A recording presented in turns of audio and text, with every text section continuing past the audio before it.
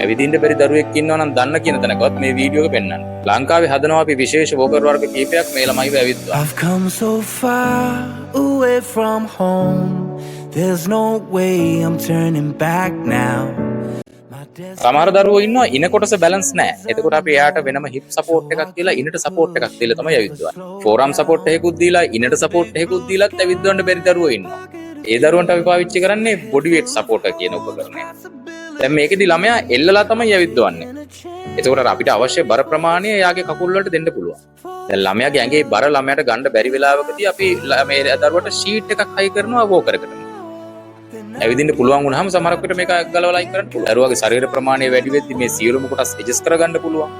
මේ එක වෝකර් එකකට කොච්චර ඔප්ෂන් සෙට් කරලා තියෙනවද බලන්නකෝ. දරුවට අල්ලගන්න හැන්ඩල්ස් දෙකක් තියෙනවා. අත් දෙක තියාගෙන යන්න ෆෝරම් සපෝට් එකක් තියෙනවා. ඊට අමතරව ඉනට පොන්දට වෙනම සපෝට් තියෙනවා. දැන් සමහර දරුවෝ ඉන්නවා ඇවිදිනකොට කකුල් පැටලෙනවා. ඒ දරුවන්ට අපි වෙනම බෙල්ට්ස් දානවා මේකට.